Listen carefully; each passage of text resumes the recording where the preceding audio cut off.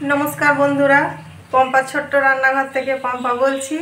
आज आमी बानाबो पाबदा माछेर झाल। किभाबे बानाई तोमरा देखते थाको। माछगुलोते प्रथमे आमी नुन दिलाम, तारपरे अल्प करे हलुद दिलाम,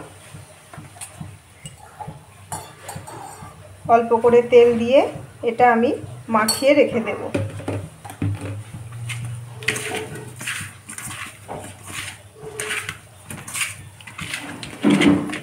এটা মাখানো থাক, আমি একটা মশলা বানাবো তা তোমাদের দেখাই।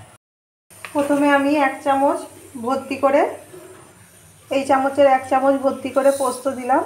এটা আমি প্রথমে গুঁড়িয়ে নেব পোস্তটাকে। সরষে দেব বলে আমি জারের মধ্যে 1 চিমটে নুন দিলাম আর দেব ভর্তি করে 1 চামচ সরষে, সাদা সরষে আর 1 চামচ ভর্তি করে কালো সরষে আর দিয়ে দেব একটু জল। এটা এখন 10 মিনিট ভিজিয়ে রাখবো আর এতে দিয়ে দেব কাঁচা লঙ্কা। এটা ভিজলে আবার 15 মিনিট পর এটা পেস্ট করে নেব। কড়াটা আমার গরম হয়ে গেছে, এতে আমি পরিমাণ মতো তেল দিয়ে দিচ্ছি মাছগুলো ভাজার জন্য।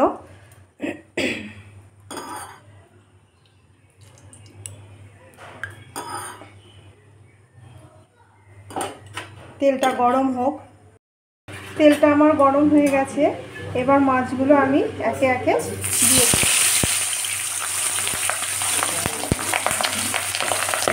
মাছগুলো আমি ভেজে সব তুলে নিয়েছি। এবার কড়াইয়ের তেলে আমি অল্প করে কালো জিরে ফোড়নে দিলাম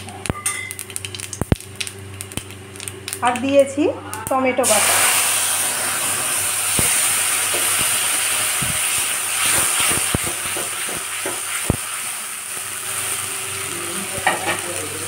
টমেটো বাটাটাকে নেড়ে নিয়ে আমি দিলাম 1 চামচ কাশ্মীরি লঙ্কা আর 1 চামচ হলুদ গুঁড়ো আর দিচ্ছি এই সরষে পোস্ত বাটাটা।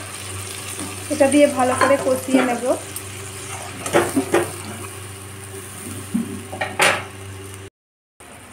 আর এতে দিয়েছি অল্প করে নুন আর অল্প করে চিনি।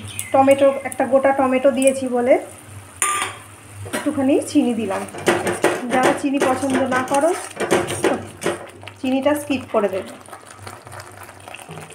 তারপরে দিচ্ছি এই বাটির মশলা ধোয়া জলটা দিয়ে আমি মাছগুলো দিয়ে দিচ্ছি।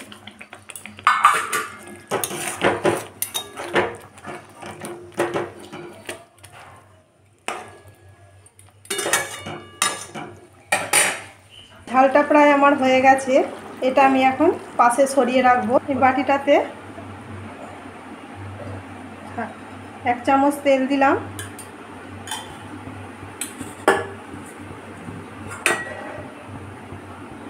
এই রসুন কুচিগুলো আমি তেলের মধ্যে দিয়ে দিলাম।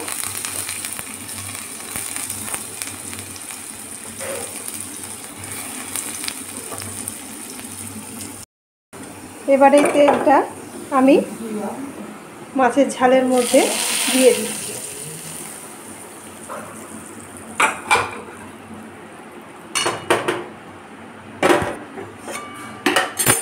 এবার আমার মাছের ঝালটা হয়ে গেছে, একটু ফুটিয়ে নেব দিয়ে নামিয়ে দেব।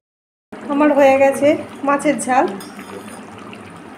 অল্প করে একটু তেল দিলাম দিয়ে আমি গ্যাসটাকে বন্ধ করে দিলাম। এই পাবদা মাছের ঝাল যদি ভালো লেগে থাকে তোমাদের কমেন্টে অবশ্যই জানাবে।